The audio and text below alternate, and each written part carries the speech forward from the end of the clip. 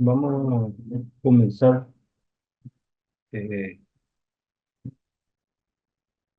dentro del proyecto Rich Watts, este, en el curso de formación de la construcción de la democracia en Latinoamérica.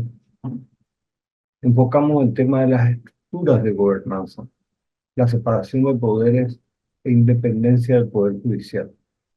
Este es un tema bastante complejo, que se trata nada más y nada menos que analizar todo lo que es propiamente el Estado, su estructura, la separación de los poderes.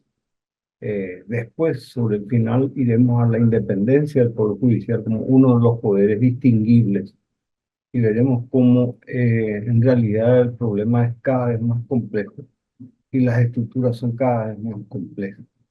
Por eso que el título, estructura de gobernanza o estructuras de gobernanza mejor, es un título bastante desafiante.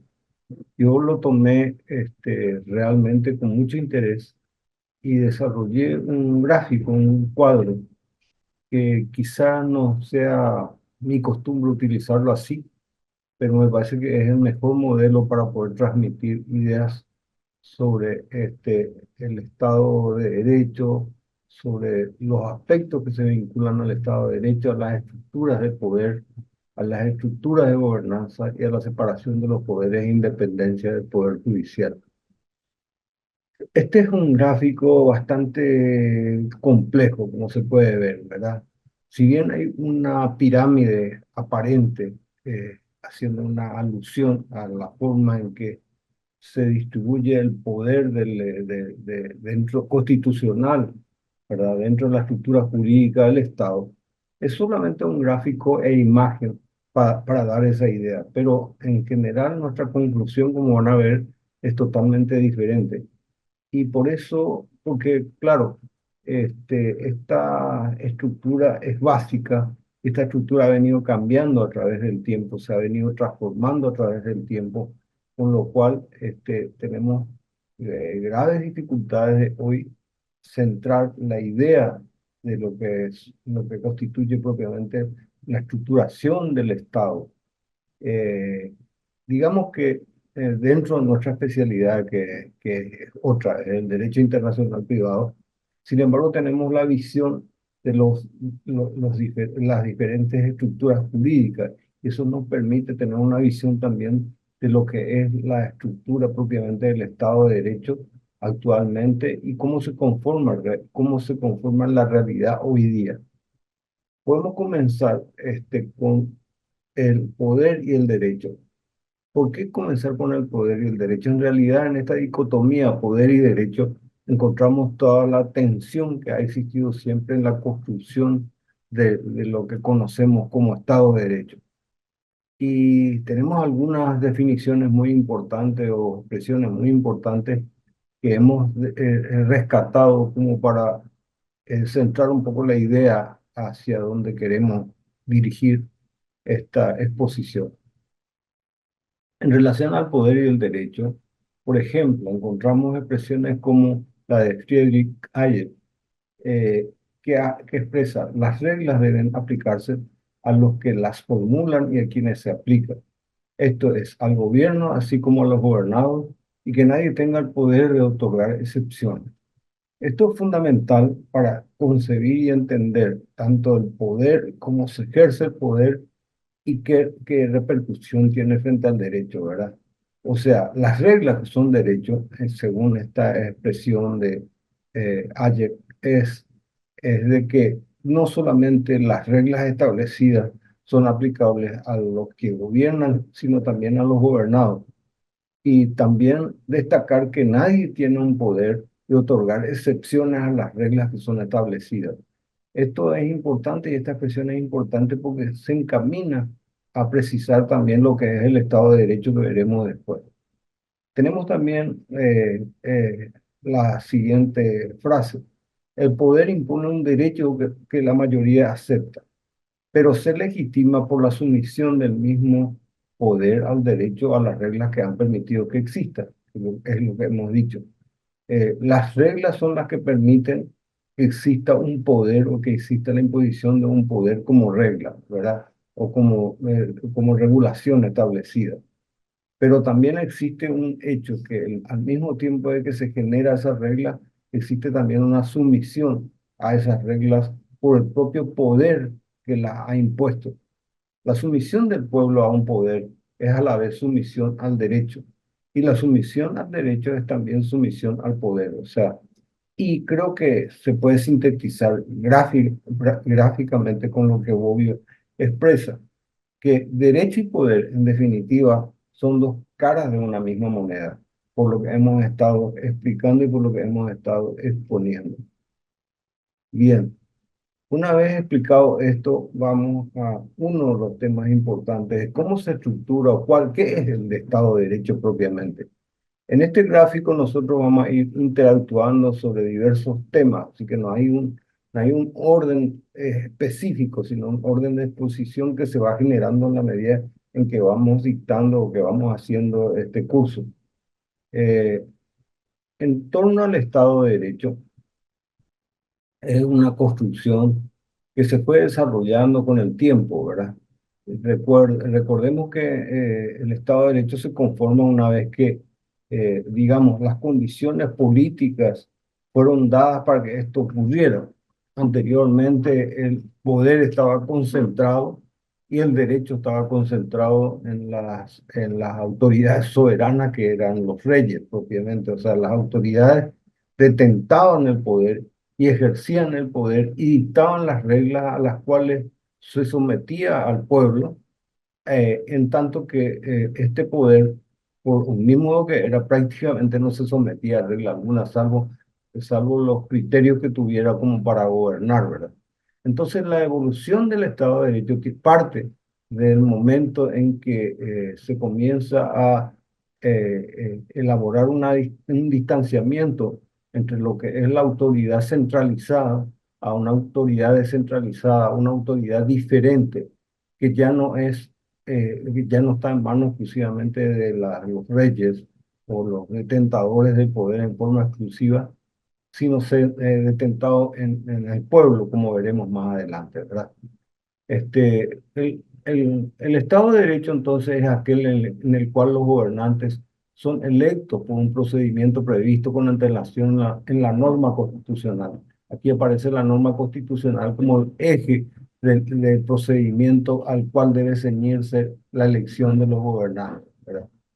Y el sometimiento de la ley por parte de las autoridades y también por los ciudadanos. Es el elemento distintivo y rasgo característico porque, claro, antes eso, todo eso estaba concentrado en el rey o estaba concentrado en el poder autoritario que regía.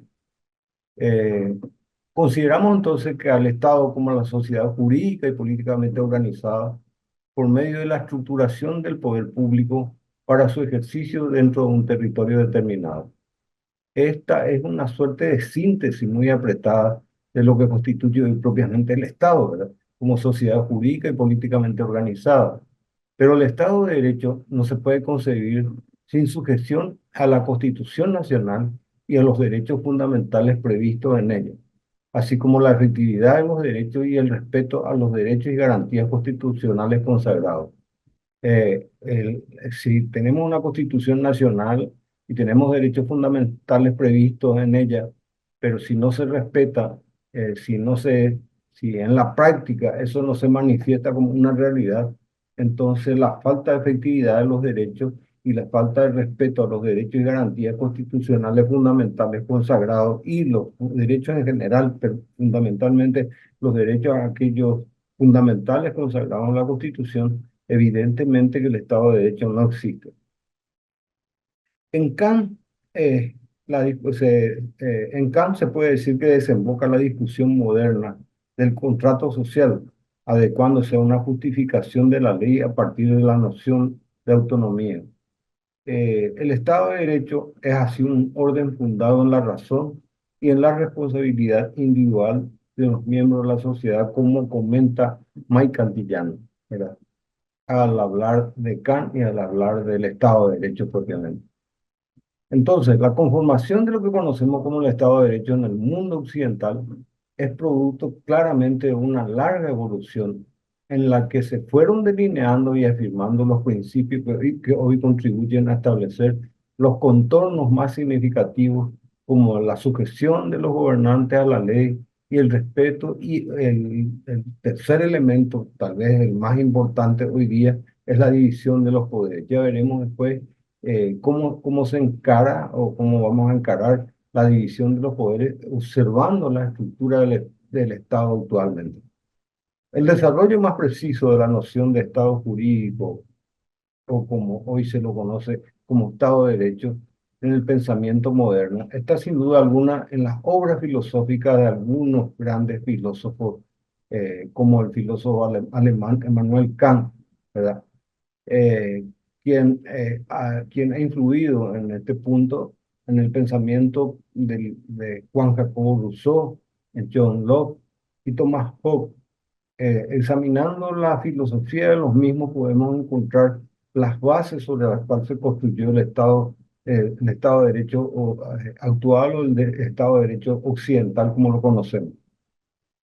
Entonces, justifico la fundamentación del orden jurídico como un orden de convivencia en donde se entrelazan en nudo invisible, pero con fuerza de acero, la ley, la moral y la libertad, según May Cantillano, este, en su aporte de Kant al concepto moderno del Estado de Derecho. Otro elemento importante y constitutivo del Estado de Derecho es la democracia.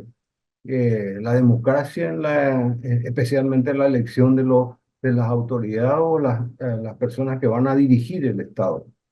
Según los principios de las Naciones Unidas, el respeto de los derechos humanos y las libertades fundamentales, el principio de celebrar elecciones periódicas, eso es fundamental, y genuinas mediante sufragio universal, son elementos esenciales de la democracia.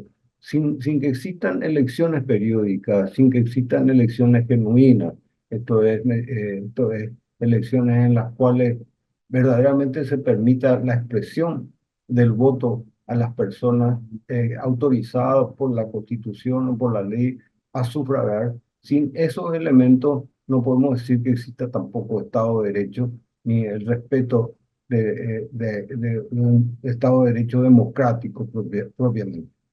Entonces, la democracia se afirma en un Estado cuando quienes dictan las leyes no son al mismo tiempo quienes las ejecutan y a la vez imparten justicia. Es aquí donde viene ya digamos, el atisbo de la división de los poderes. Porque si quien dicta las leyes es al mismo tiempo quien ejecuta y a la vez quien establece resuelve las diferencias de interpretación o aplicación de ese derecho, pues nuevamente estaríamos en una concentración del poder en un solo poder, en una sola autoridad, evitando así un equilibrio de poderes y reparto de responsabilidades que es esencial para asegurar y garantizar una existencia de poderes absolutos o evitar absolutismo, a evitar gobiernos dictatoriales o excesivamente centralizados, en donde no existe propiamente una división de poderes o de responsabilidades en las autoridades gubernamentales. Todo sistema que conduzca a una dependencia directa o indirecta de un poder sobre otro afecta algo muy importante, que es el equilibrio de poder. El equilibrio de poderes dentro del Estado de Derecho y en un proceso democrático es absolutamente fundamental, porque es el sustento del sistema democrático. Y el alejarse de esta división y equilibrio de poderes hace que exista lo que conocemos como el abuso del derecho, propende a la corrupción y a la impunidad por falta del control institucional, y eso conduce a lo que podríamos decir un Estado propiamente arbitrario. En un Estado de Derecho, el poder público ejercido como gobierno y administrador de la cosa pública debe ser también fundamentalmente transparente. Los actos deben estar sujetos siempre al principio de transparencia y el de legalidad, Y esta transparencia solo puede lograrse en la medida en que las autoridades, en la medida en que los órganos estatales se sometan a un examen o a un control o un contralor de los demás poderes respecto a su actuación. La creación de nuevos órganos o instituciones en que se descentraliza el poder requiere que los ámbitos de competencia atribuidos sean perceptibles y controlables. Esto también es fundamental, porque si las competencias no están bien atribuidas o si las competencias están superpuestas, es lógico que existan elementos de choque o elementos que dificultan el control de la actividad o el cumplimiento de la ley por parte de estos órganos. Cuando el poder es difuso o tiene un margen excesivo de liberalidad, la institucionalidad desaparece y es claramente puesta en entredicho. Eh, Nace entonces, digamos, lo que podríamos considerar la importancia de la separación de poderes o división de poderes. Bien. La separación de poderes o división de los poderes surge como una forma de gobierno con el Estado-Nación. Una vez que surge el Estado-Nación, surgió la necesidad también de establecer una distinción entre los órganos estatales y se dividió en órganos legislativos, los que proveen las leyes, los que sancionan las leyes, el ejecutivo, que es el órgano encargado de ejecutarlo, ¿verdad? Y el judicial, que resuelve los conflictos de interpretación y aplicación del derecho.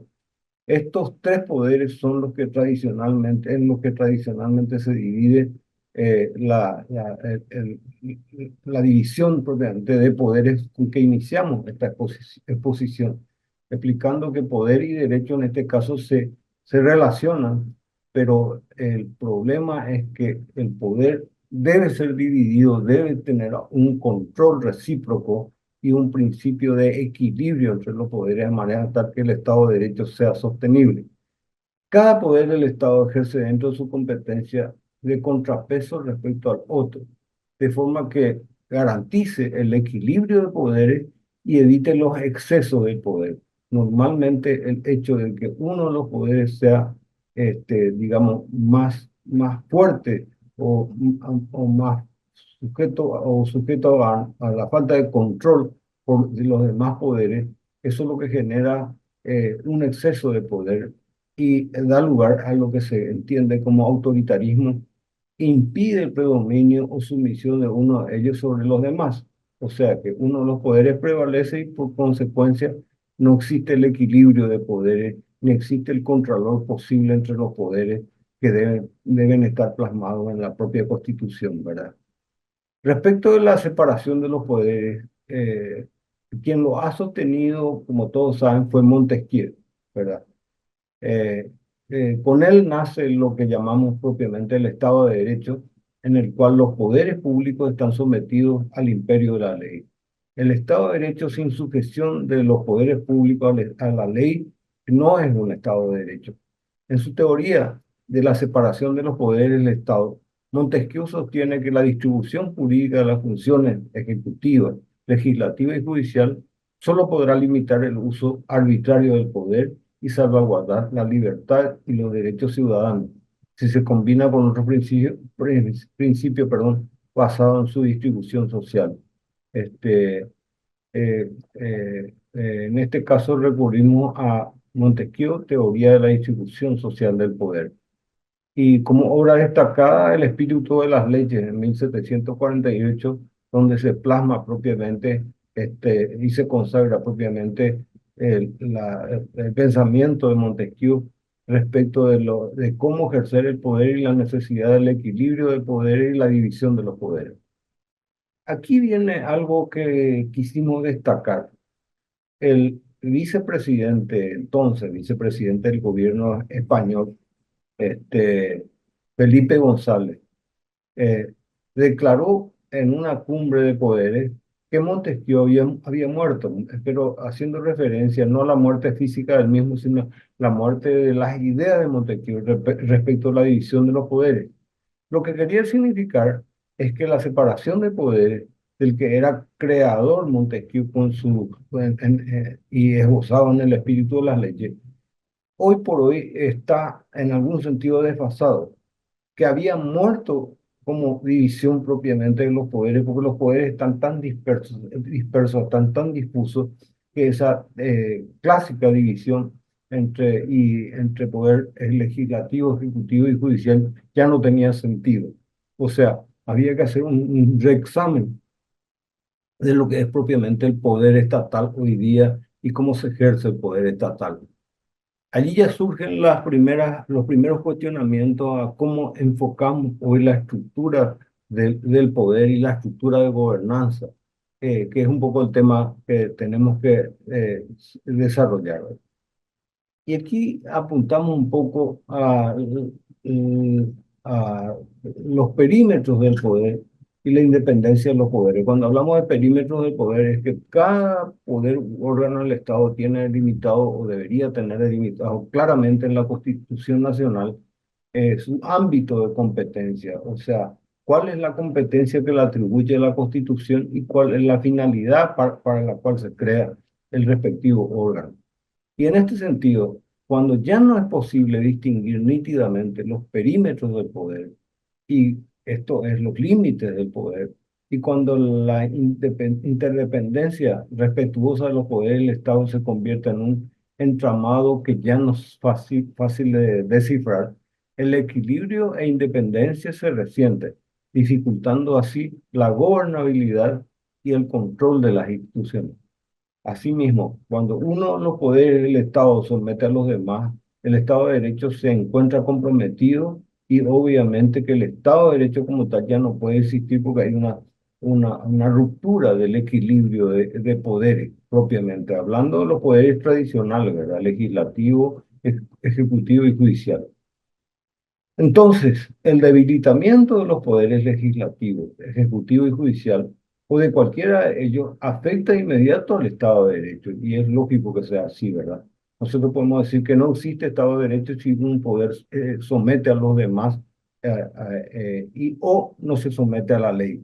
En cualquiera de los casos, ya no habría Estado de Derecho propiamente, por más de que exista una autoridad, por más que exista una persona o un presidente que ejerza de poder ejecutivo, por ejemplo, si fuese el poder ejecutivo, el poder centralizador, no habría ni se podría hablar propiamente de Estado de Derecho. Ahora bien, a raíz de estos temas que hemos esbozado, en primer lugar, que como Felipe González ha dicho, que Montesquieu ha muerto, pero en realidad lo que decía, como vuelvo a repetir, es que lo que murió es propiamente esa división clásica de división de los poderes en los tres poderes tradicionales, ¿verdad? Ejecutivo, legislativo o legislativo inicialmente, ejecutivo y judicial, para señalar que hoy por hoy la estructura del poder ha cambiado, que ya es imposible seguir con la tradicional idea de que solamente son tres poderes los que estructuran todo el Estado de Derecho propiamente, ¿verdad? Entonces encontramos nuevos aspectos vinculados a la gobernabilidad, ¿verdad? La gobernabilidad no solo se sustenta en la división de los poderes, sino se sustenta también en la posibilidad de que los gobernantes puedan efectivamente ejercer las funciones y ejercer el poder propiamente que les es atribuido por la Constitución Nacional. La gobernabilidad significa también claramente la posibilidad de que un gobierno y las autoridades u órganos del Estado puedan efectivamente cumplir con su finalidad. Entonces, para entender un poquito de qué estamos hablando cuando hablamos de gobernabilidad, podemos decir que es la capacidad del gobierno para ejercer su autoridad, la autoridad que proviene de la Constitución Nacional o de las leyes que atribuyen al gobierno ciertas facultades o ciertos poderes eh, eh, y para poder cumplir sus funciones y de modo tal que puedan controlar que las acciones que los gobernados realizan se ajusten a la ley.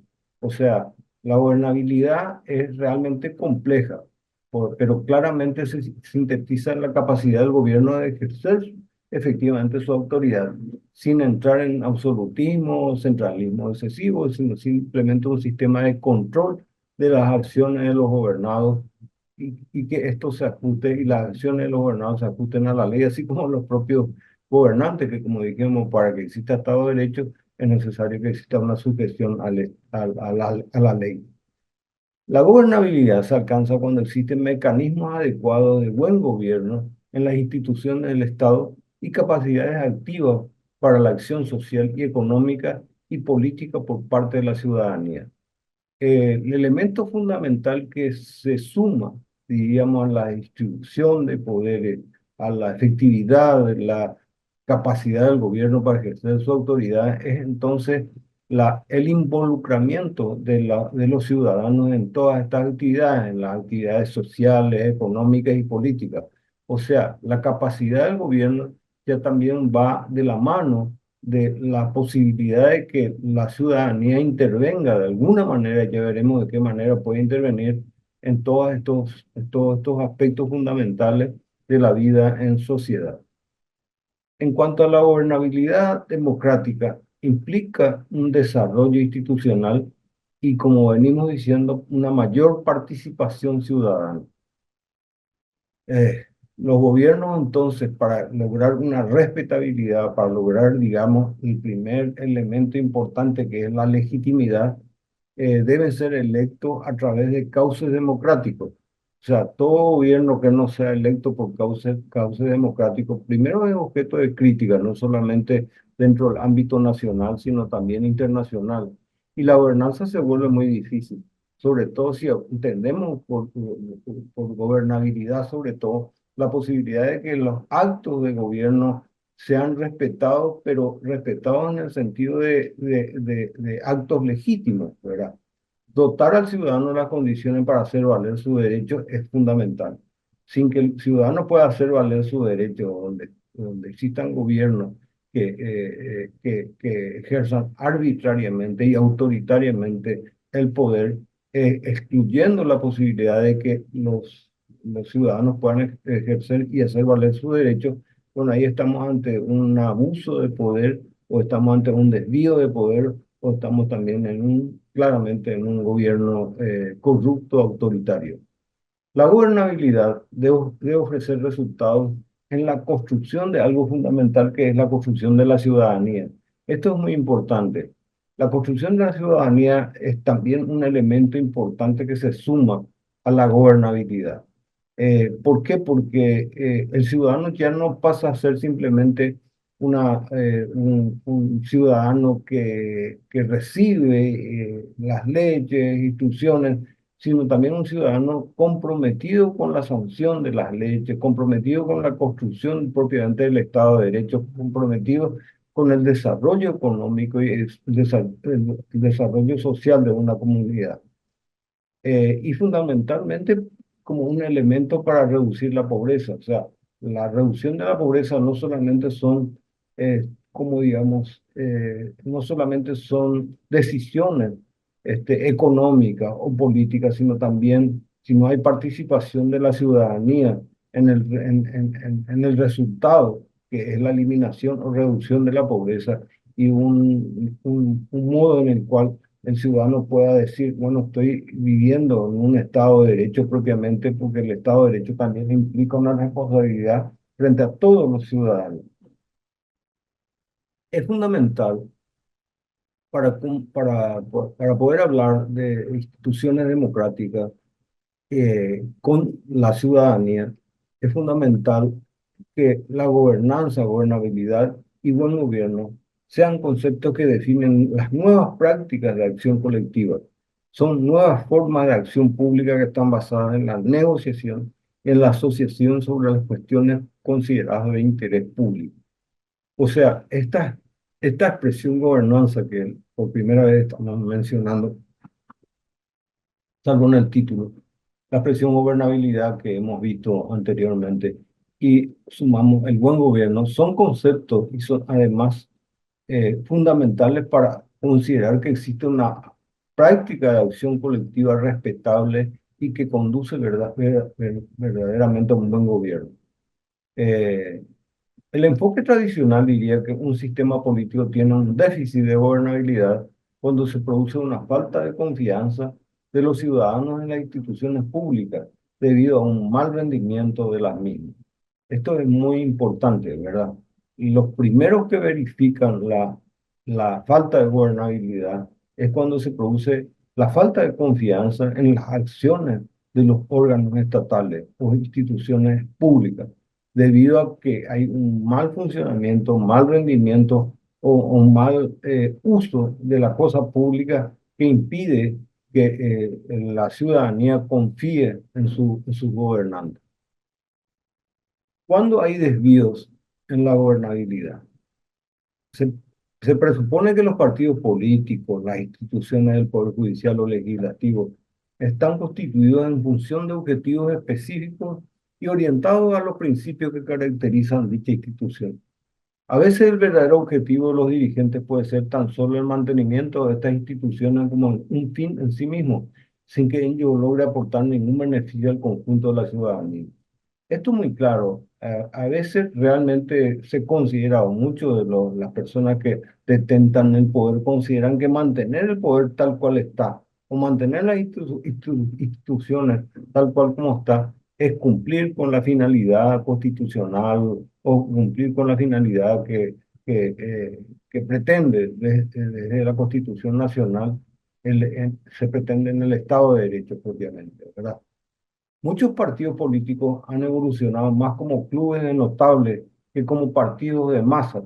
Son totalmente ajenos a la realidad de la pobreza o la exclusión social que vive la mayoría de la población en los países en desarrollo. Estas son realidades que en América Latina podemos verificar en numerosas situaciones, ¿verdad? Creo que es un mal del cual adolecemos todos los estados en América Latina.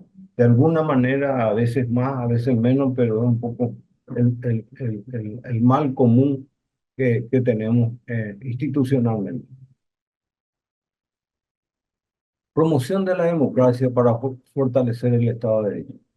La gobernabilidad incluye un amplio rango de temas, como estamos viendo, ¿verdad? No se trata solamente la gobernabilidad de que los gobernantes cumplan con los objetivos previstos en la Constitución. Es necesario que se adapten a ciertos principios fundamentales.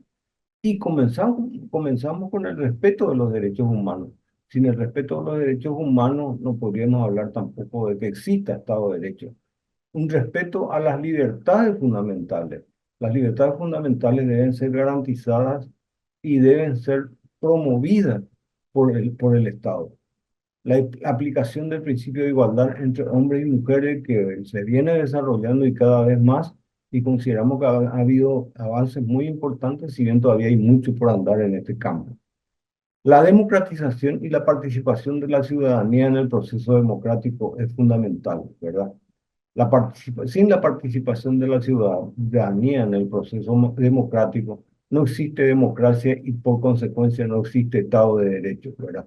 Democracia y Estado de Derecho así son dos elementos fundamentales que se concatenan y sin la democratización o respeto a la democracia no se puede hablar de Estado de Derecho. El Estado de Derecho tampoco existe si no hay acceso a la justicia, ¿verdad? Es necesario que todos los estados garanticen el acceso a la justicia de manera tal y que la justicia naturalmente responda adecuadamente y conforme a las leyes respecto a las controversias o las interpretaciones jurídicas que sean necesarias. Es necesario la seguridad jurídica, la seguridad humana de las personas. No habría Estado de Derecho si no existe seguridad humana para que puedan los seres humanos para realizar su actividad normal sin estar sujetos a la inseguridad que hoy se observa que crece cada día más en cada uno de los estados. Es importante que todos, o la gran mayoría, en la medida de lo posible, en la medida de la evolución económica, eh, que debe tender desde luego a la prestación de los servicios básicos públicos Es importante que estos servicios básicos públicos, el ciudadano tenga acceso a los referidos servicios. Es importante también hoy día, y muy importante, ha sido siempre, pero ahora más que nunca, la eficacia y la transparencia de las instituciones del Estado, la promoción del desarrollo económico sostenible y la cohesión social, expresión que se suma también de manera fundamental para un examen, diríamos, del Estado de Derecho en un Estado determinado. Uno de los elementos transversales en toda política comprometida de desarrollo implica, por un lado, el fortalecimiento de las garantías del Estado de Derecho y, por otro, el fortalecimiento de las instituciones públicas y la mejora de la gestión pública como servicio al ciudadano. Eso es muy importante. Ahí, esto surge de la estrategia de gobernabilidad democrática, participación ciudadana y desarrollo institucional que ha publicado la ESI. La Comisión Europea entiende que la gobernabilidad es el derecho de los ciudadanos a un camino hacia el desarrollo sostenible. Y en este sentido existe una responsabilidad directa del Estado en la construcción de la ciudadanía. O sea, la construcción de la ciudadanía no es una cuestión que se circunscribe a la actividad de los ciudadanos, sino que es el propio Estado quien debe contribuir a la construcción de la ciudadanía o participación de la ciudadanía. Según la comunicación de la Comisión Europea, la gobernabilidad en el consenso europeo hacia un enfoque armonizado aborda este enfoque desde una perspectiva multidimensional, incluyendo los aspectos políticos, sociales, económicos, culturales y medioambientales. Todos los niveles de gobernabilidad, local, nacional e internacional, son igualmente relevantes para la Comisión Europea. Bueno, ahora veamos un poco, eh, si ya tenemos una idea de lo que es la gobernabilidad, veamos, vamos a pasar un poco al lado opuesto de la vereda, a la ingobernabilidad. ¿Cómo se manifiesta la ingobernabilidad? Se manifiesta a través de diversos aspectos, ¿verdad? No solamente se trata de alguno aislado, sino se trata de diversos aspectos que por un lado refleja la responsabilidad que el Estado a través de los órganos estatales representan y que o no se cumplen o se cumplen de manera ineficiente y que genera ese sentido de desconfianza primero y después de rechazo total sobre la actividad propiamente gubernamental, ¿verdad? La gobernabilidad, como hemos visto, es responsabilidad fundamentalmente de los órganos estatales en el cumplimiento de ciertos fines y hemos visto cómo, ¿verdad? Ahora, la ingobernabilidad representa o se observa a través, en primer lugar, de la generación de una suerte de incertidumbre, incertidumbre en varios aspectos, como por ejemplo la incertidumbre económica. ¿Cómo se observa la incertidumbre económica? A través de la inflación, a través del déficit fiscal que va en aumento, ¿verdad? Que trae como consecuencia que los estados tengan que hacer emisión inorgánica de moneda propiamente para cubrir el déficit fiscal que a su vez genera inflación. En el término económico también el uso económico arbitrario y los procedimientos administrativos arbitrarios generan no solo incertidumbre, sino una presión muy fuerte sobre la ciudadanía que necesariamente va a reaccionar ante esos hechos, generando lo que se conoce como ingobernabilidad.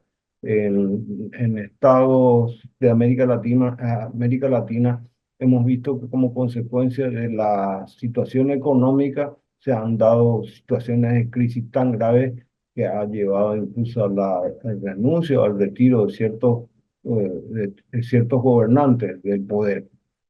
El otro aspecto es la incertidumbre política. Y esto se da cuando nos encontramos ante gobiernos autoritarios.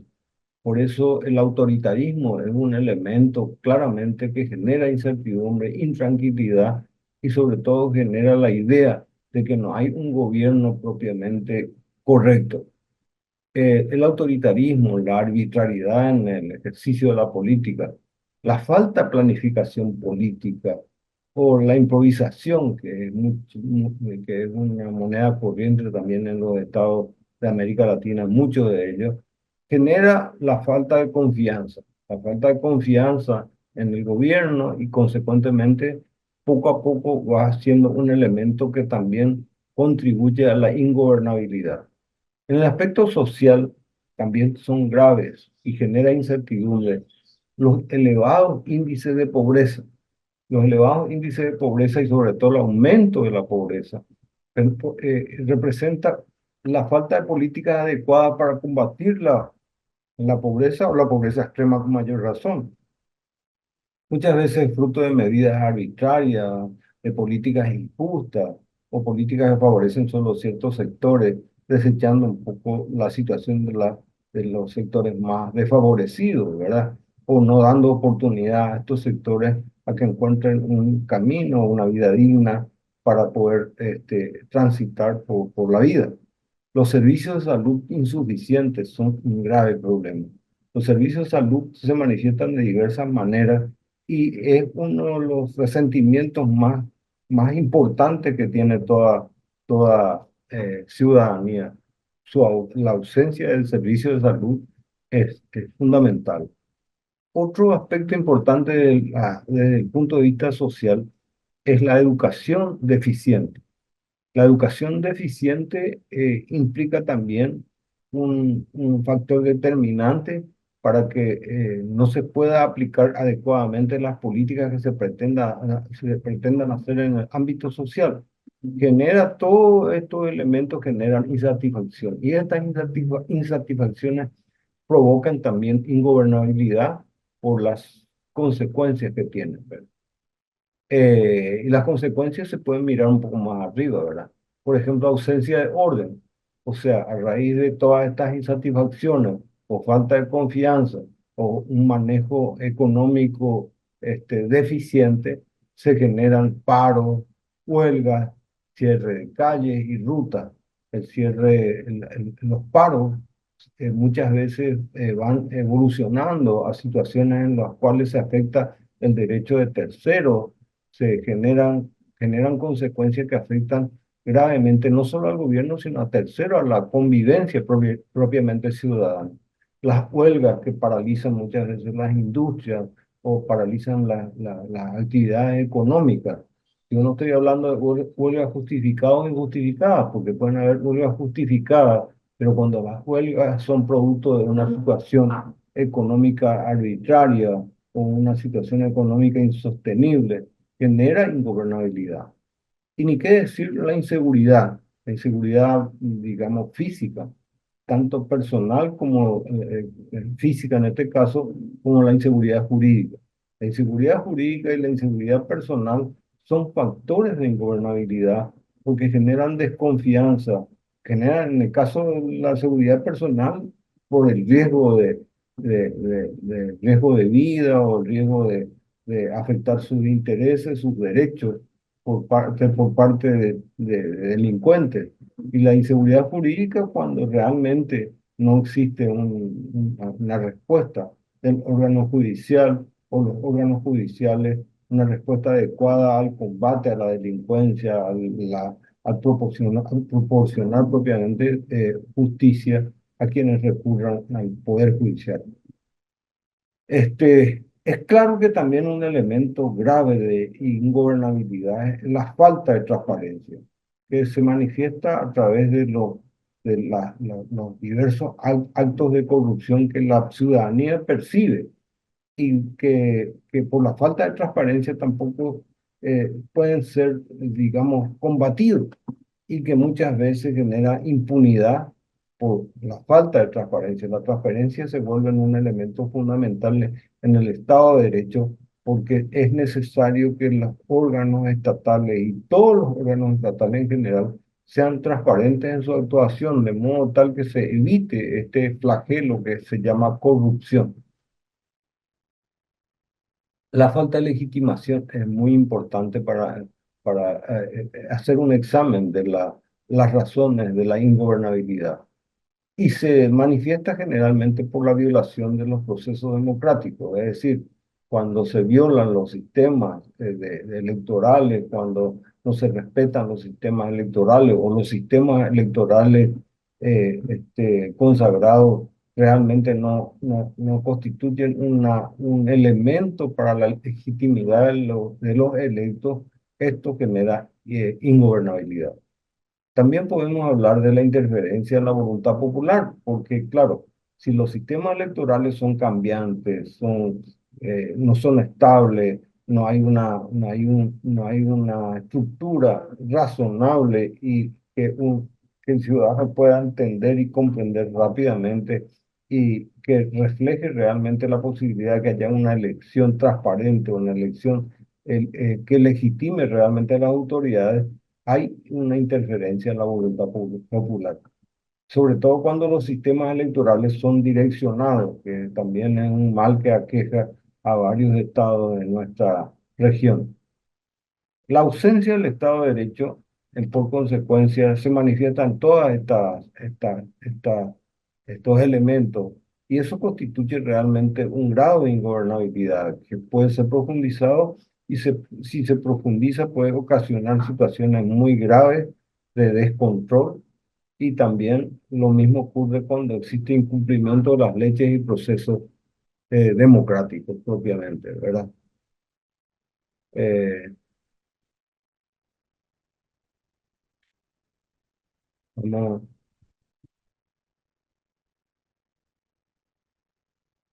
Vamos ahora a lo que entendemos hoy por hoy por gobernanza. Es una expresión relativamente nueva. Eh, digamos que como expresión no existía, ¿verdad? Pero la gobernanza aplicada al Estado de Derecho, a la gobernabilidad, a los sistemas en que se desenvuelven propiamente los órganos estatales y derivados, han introducido la gobernanza como un elemento nuevo e importante.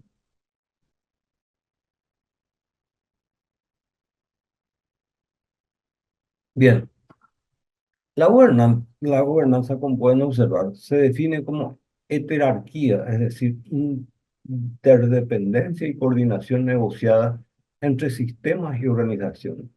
Interdependencia y coordinación negociada entre sistemas y organizaciones. Existen tres modos de regulación en una sociedad: jerárquico, por la autoridad; económico, por el mercado; y heterárquico, por redes autogestionadas y asociaciones. Las interacciones de gobierno se pueden determinar en tres tipos diferentes de gobierno: autogobierno, cogobierno y gobierno jerárquico. Como ha señalado Moy, la gobernanza se utiliza ahora con frecuencia para indicar una nueva manera de gobernar. Esto es trascendente e importante. Se trata de una nueva manera de gobernar. La gobernanza no es sino una expresión que sintetiza hoy por hoy la necesidad de encontrar elementos nuevos para el gobierno, para la gobernanza propiamente. Y es diferente del modelo de control jerárquico, porque se trata de un modo más cooperativo en el que los actores estatales y los no estatales participan en redes mixtas, públicas y privadas, ¿verdad? La gobernanza se caracteriza por adoptar una perspectiva más cooperativa y consensual que las que se había dado en los modelos tradicionales de gobernar. La gobernanza está ganando terreno en los últimos años y perdón, un ratito, un segundo, hola, aquí viene por la.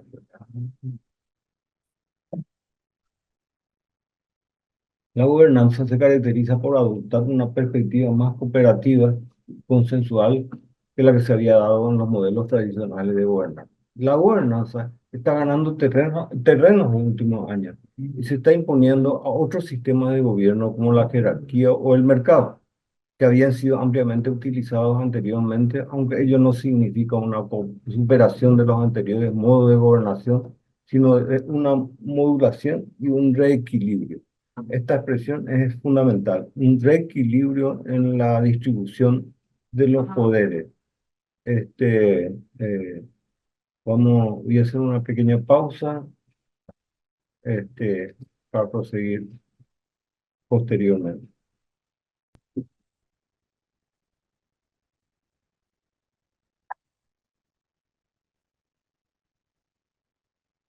Bueno, observando todos estos aspectos que hemos mencionado, sobre todo el tema de la gobernabilidad, sobre todo el tema de la ingobernabilidad, vamos a ocuparnos un poco de lo que es la expresión propiamente de gobernanza, qué es y cómo se interpreta hoy día la expresión gobernanza.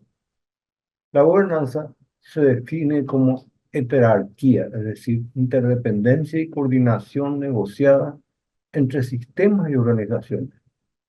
Existen tres modos de regulación de una sociedad: jerárquico, económico y heterárquico. Este último por redes y autoorganizadas y asociaciones. Las interacciones del gobierno se pueden determinar en tres tipos diferentes de gobierno: autogobierno, cogobierno y gobierno jerárquico.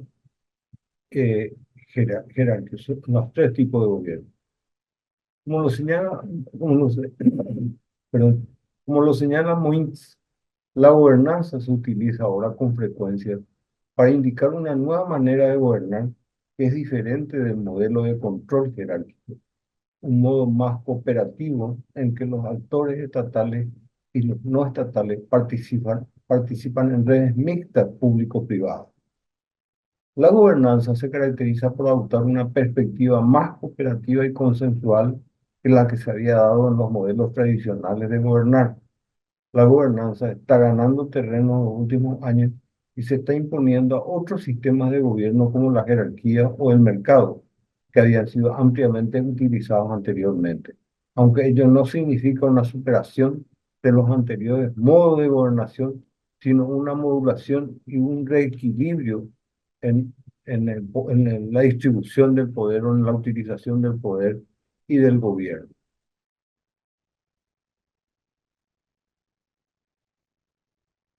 Eh, En materia de gobernanza, el principio fundamental es el de, eh, el de participación.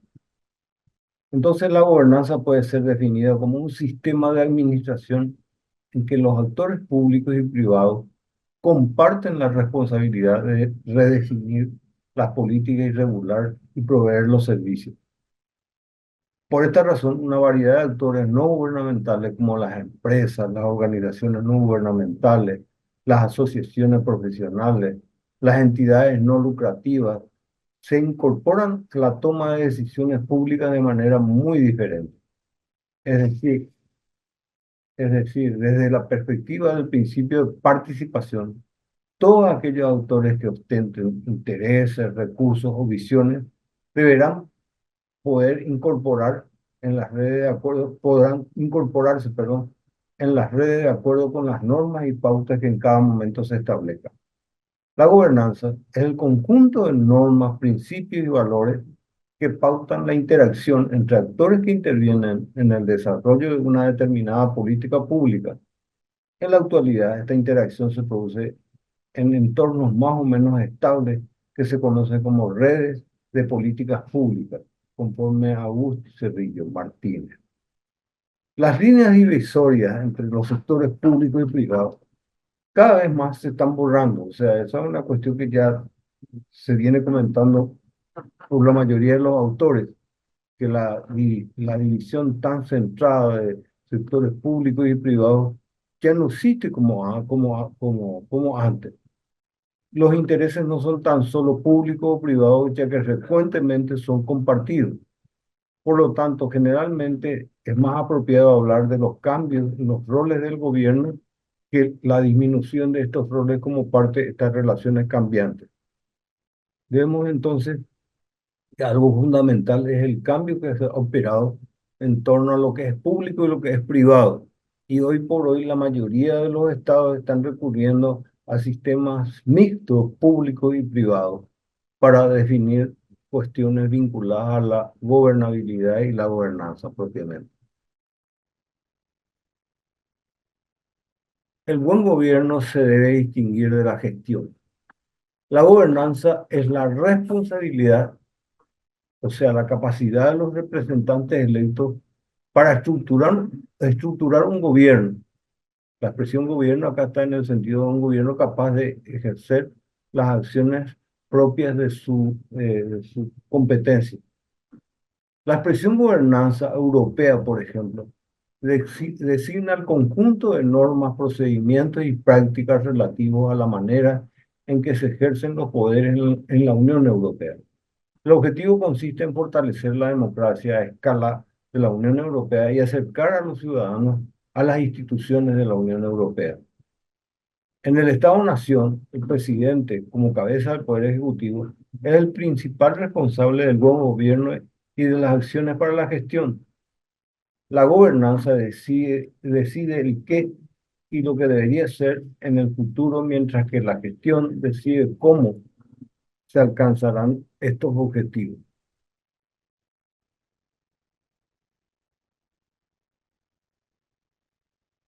Es interesante profundizar un poco en lo que se refiere a la gobernanza propiamente, ¿verdad?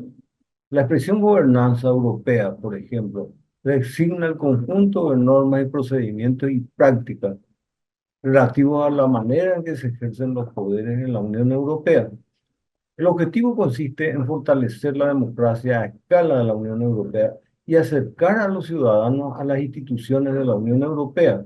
La gobernanza europea se basa en los siguientes principios: la apertura y la transparencia, perdón, de las instituciones de la Unión Europea, la implicación de la sociedad civil en la toma de decisiones, la formulación y la aplicación de políticas coherentes y bien gestionadas, la garantía de un marco normativo claro, estable y predecible que facilite el crecimiento y la creación de empleo, el respeto de los principios de proporcionalidad y subsidiariedad, la garantía de que cada institución de la Unión Europea y Estado miembro de la Unión Europea explica y asume la responsabilidad por lo que se hace en Europa, la contribución al debate sobre la gobernanza mundial a fin de mejorar el funcionamiento de las instituciones internacionales. ¿Cuáles son los mecanismos de la gobernanza actualmente? Es entender la necesidad de nuevos mecanismos de regulación, entender el nuevo concepto capaz de describir el cambio como gobernanza moderna.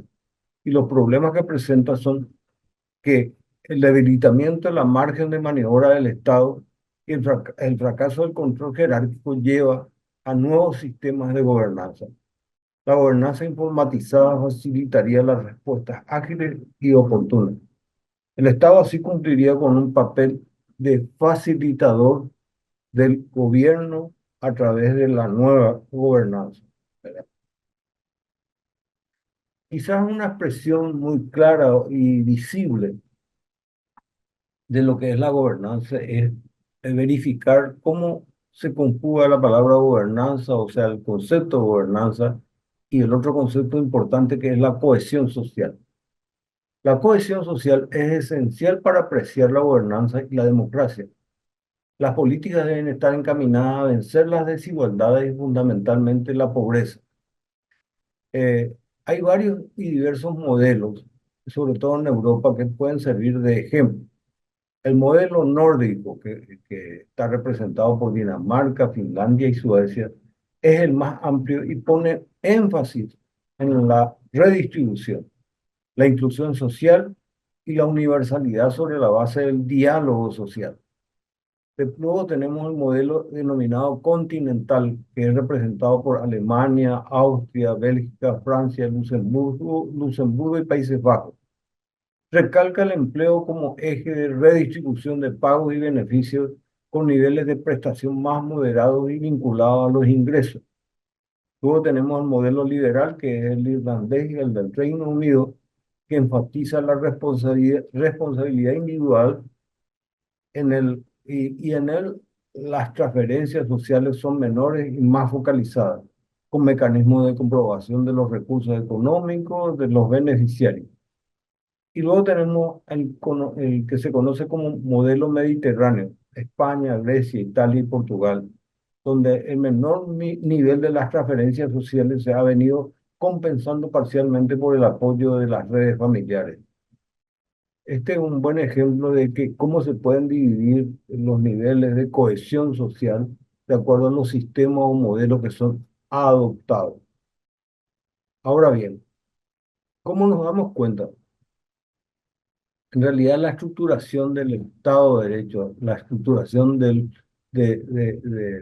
propiamente del Estado en una división tripartita, legislativo, ejecutivo y judicial, es como bien lo decía Felipe González, es la muerte del principio elaborado por Montesquieu, pero no la muerte en el sentido, vuelvo a repetir, no la muerte en el sentido de la muerte de las ideas del mismo, sino que a esta división tradicional se han sumado una serie de intervenciones en las relaciones público-privadas que obligan a un nuevo sistema de gobernabilidad donde se reconoce como gobernanza el mecanismo que involucra o incorpora a la sociedad civil en las decisiones o en las diversas decisiones e intereses que forman parte de especialmente el aspecto económico de la regulación por parte del Estado y la intervención por parte del Estado. Vamos a mirar ahora rápidamente cuáles son los intereses que se manejan propiamente en los intereses que el Estado maneja, ¿verdad? Y vamos aquí a la regulación por el Estado. La regulación por el Estado se toma a través de impulsar leyes, dictar normas, reglamentar, y en cuanto a los principios de gestión pública, le corresponde velar por el interés público, velar por el bien común, velar por mejorar la calidad de vida, velar por la seguridad, velar por la salud, velar por el consumidor, velar por la legalidad, velar por evitar distorsiones en la economía y garantizar el funcionamiento de servicios esenciales, que es lo que se denomina gestión pública. Requiere servicios eficientes, evitar abusos en contra del consumidor, garantizar la libre competencia, son los aspectos fundamentales de la forma en que el Estado regula la administración pública, ¿verdad? Y otra vez tenemos aspectos especiales o específicos, por ejemplo, en materia de regulación económica, ¿cuáles son los ejes fundamentales? En primer lugar, la defensa de la competencia. La defensa de la competencia define la competencia entre la sociedad o entre las empresas y entre sí, ¿verdad? La defensa del consumidor, que como su nombre lo dice, protege y garantiza que el consumidor no sea objeto de explotación, que las políticas de consumo sean tales que el consumidor no se vea sorprendido por regulaciones o por políticas de consumo desarrolladas por las empresas o las industrias productoras. Luego también en el ámbito económico tenemos las regulaciones aduaneras, y hay todas las medidas destinadas a la facilitación del comercio. Un punto esencial en la regulación económica es la regulación monetaria, la regulación tributaria y fiscal y la regulación de la propiedad intelectual. Son aspectos fundamentales de regulación económica que influyen en propiamente la situación económica de los estados. Además está decir que los acuerdos comerciales, como los bilaterales, multilaterales, apertura de nuevos mercados, son esenciales para una correcta regulación del aspecto económico y vinculado a la responsabilidad del Estado. Lo mismo cabe decir en torno a los incentivos y condiciones para la inversión extranjera. Se requiere fundamentalmente igualdad de trato y se requiere otro principio importante que es la no discriminación entre empresas extranjeras y empresas nacionales. Eso es lo fundamental en materia de regulación económica. En torno a la regulación de los servicios propiamente, tenemos que es esencial considerar los servicios públicos, salud, educación, agua y luz, para los cuales es necesario que haya necesidad del servicio, eficiencia en el servicio y las tarifas razonables. El Estado debe controlar y debe verificar que las tarifas no sean de explotación para el consumidor, regulaciones adecuadas, eficiencia en el servicio, de manera tal que se pueda tener certeza de que la provisión de los servicios de salud, los servicios de la educación y de agua y luz sea verdaderamente eficaz. Después tenemos los servicios privados de interés público y ahí está la regulación de las reglas para la concesión de los servicios de interés público. Regular las condiciones de la prestación es esencial y el control que es necesario para evitar abuso al consumidor. Luego tenemos los servicios básicos y esenciales, donde dos controles son esenciales: el control de calidad, el control tarifario para evitar abuso.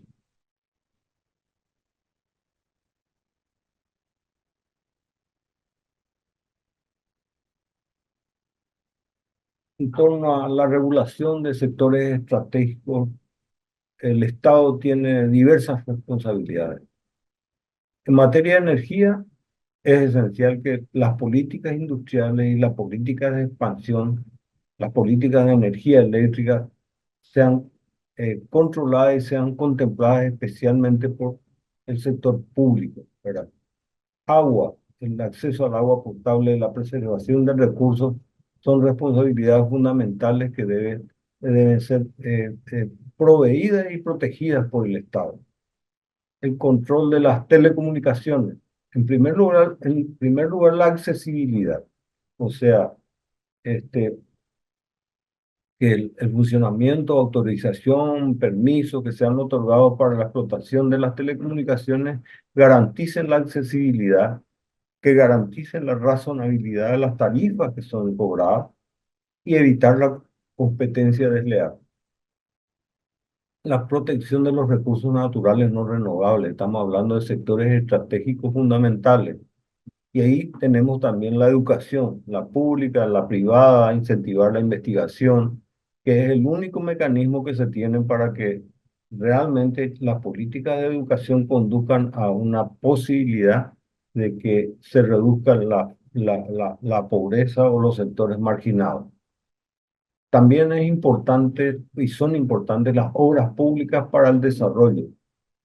Eh, de igual naturaleza, las políticas relacionadas al transporte, para lo cual es importante y fundamental la vialidad nacional y urbana, la infraestructura portuaria y aeroportuaria.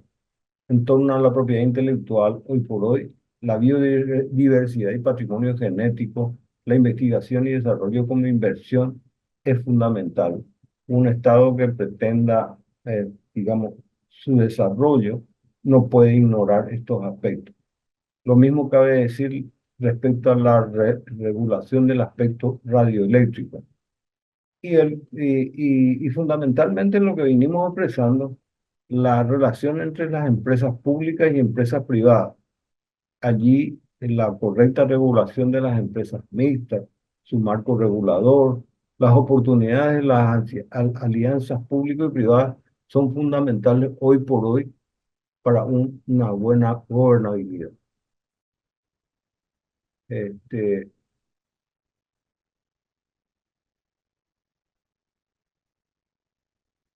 en torno a la regulación y políticas para las ciudades, es muy importante tener un diseño de regulación del plan regulador. El respeto al plan regulador es fundamental para un crecimiento orgánico de las ciudades y para ello es necesario un marco jurídico de las urbanizaciones. El respeto y sujeción a las reglas de igualdad de trato, evitar excepciones y que los servicios municipales sean correctos, que sean transparentes y que los precios de los servicios prestados al consumidor sean razonables.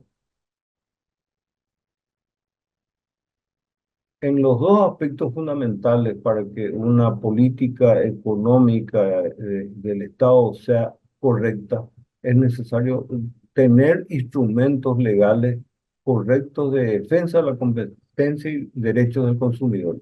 Son dos derechos fundamentales: el de la competencia para regir la relación entre las empresas industriales o productoras y las del consumidor para proteger al consumidor de su situación de sector más vulnerable.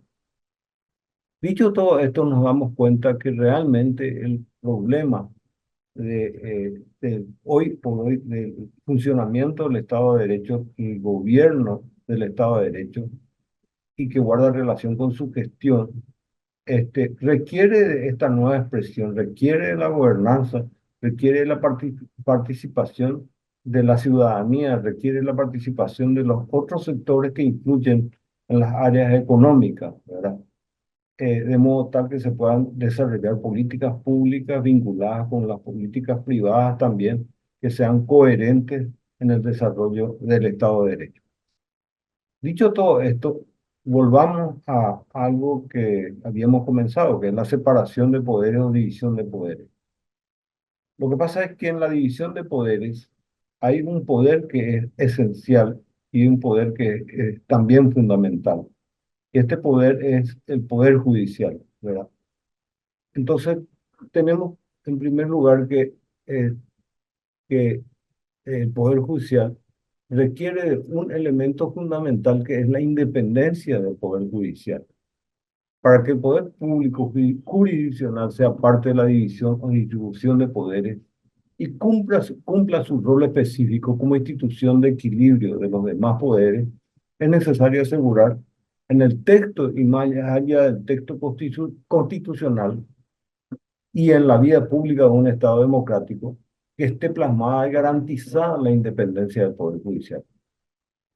Esta independencia tiene diversas manifestaciones. La más importante que otro poder del Estado, el Ejecutivo o Legislativo, no ejerza directa o indirectamente la misma competencia jurisdiccional y pueda revisar directa o indirectamente las resoluciones judiciales.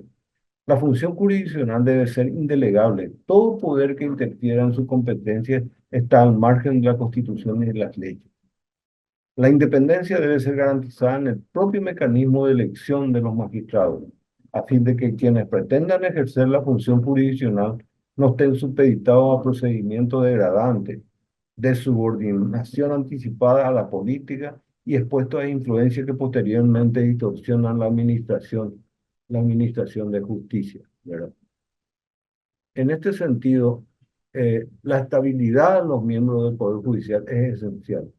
Es importante que tengan estabilidad porque eso garantiza también la seguridad de que el magistrado no está expuesto a situaciones coyunturales, políticas coyunturales que distorsionan la estabilidad de los magistrados y consecuentemente la independencia del Poder Judicial. Como parte de las garantías de independencia, a los magistrados judiciales les son otorgadas inmunidades para no ser objeto de presiones que interfieran en la objetividad del pronunciamiento o juzgamiento. Pero si estas inmunidades son interferidas a su vez por el sistema de elección o selección de los magistrados, si son periódicamente objeto de revisión en sus cargos, si son, por ejemplo, en el caso, ponemos el ejemplo del artículo 255 de la Constitución de la Nacional Paraguaya, respecto a las garantías que deben reunir la independencia del Poder Judicial, ¿verdad?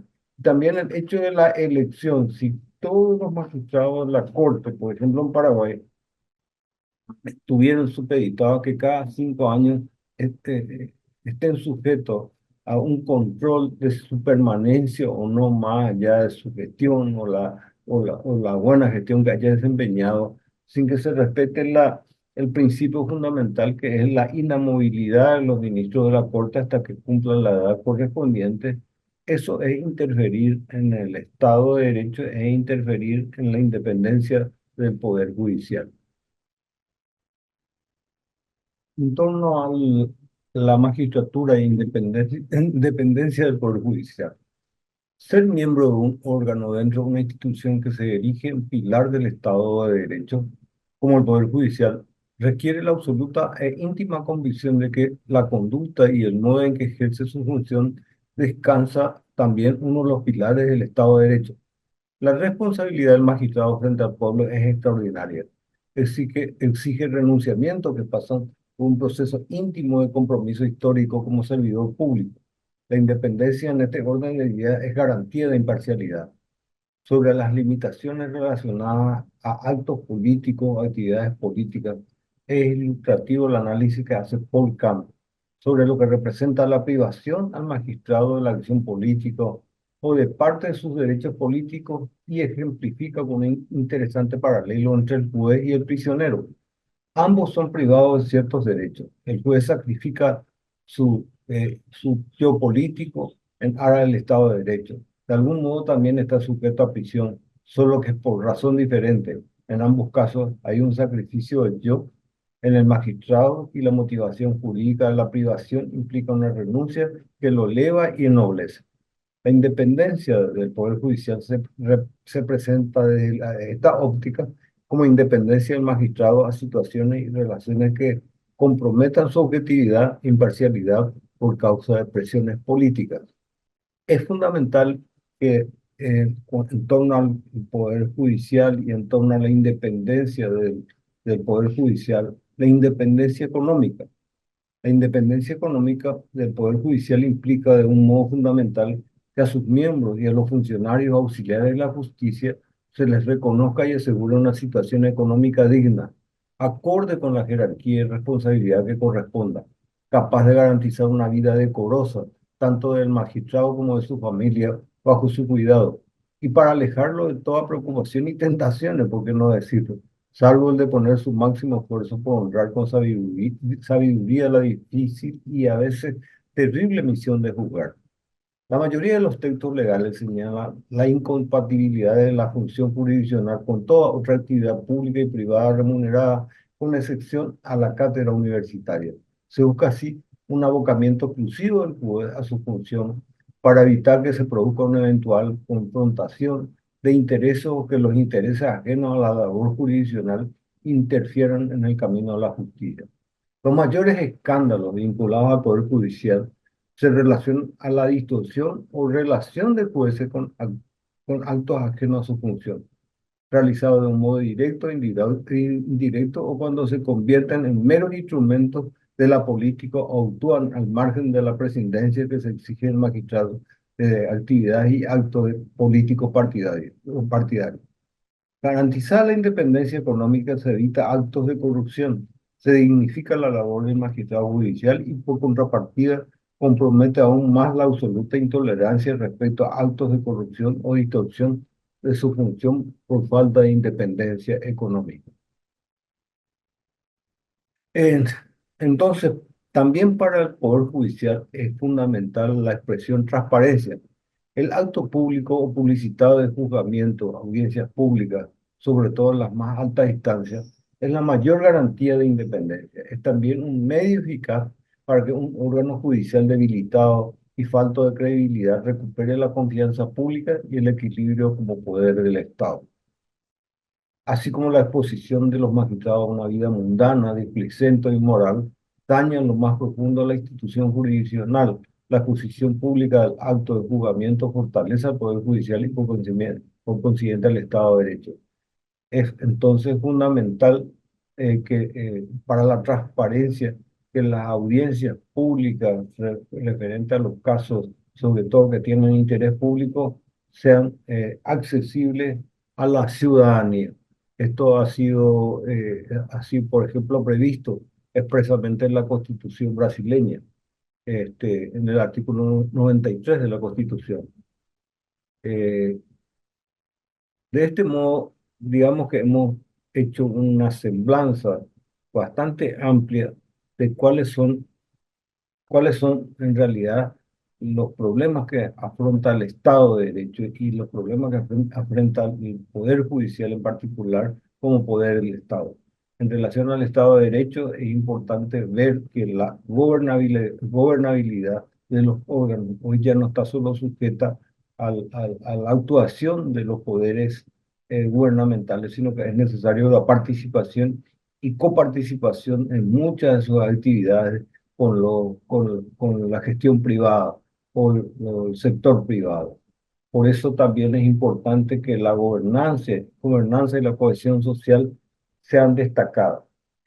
Hemos hecho una semblanza muy amplia y muy limitada, naturalmente, por razones de tiempo, por razones de desarrollo del curso, ¿verdad? Pero esto está preparado como para ser mucho más amplio o para poder desarrollar en particular todas las acciones que los entes estatales pueden desarrollar y para analizar por qué el Estado de Derecho hoy por hoy tiene visiones que son nuevas y enfoques que son nuevos, que los filósofos del derecho lo están destacando y están señalando lo que significa hoy el Estado de Derecho de esta época. Con esto terminamos lo que guarda relación a este tema de las estructuras de gobernanza, la separación de poderes e independencia del Poder Judicial. Y este curso en lo que a mí respecta de la construcción de la democracia en Latinoamérica. Yo agradezco profundamente la atención. Y, por supuesto, este es un curso que me ha dado una enorme satisfacción de poder eh, referir ideas que hace rato tenía respecto de cómo veo yo el Estado de Derecho. Muchísimas gracias.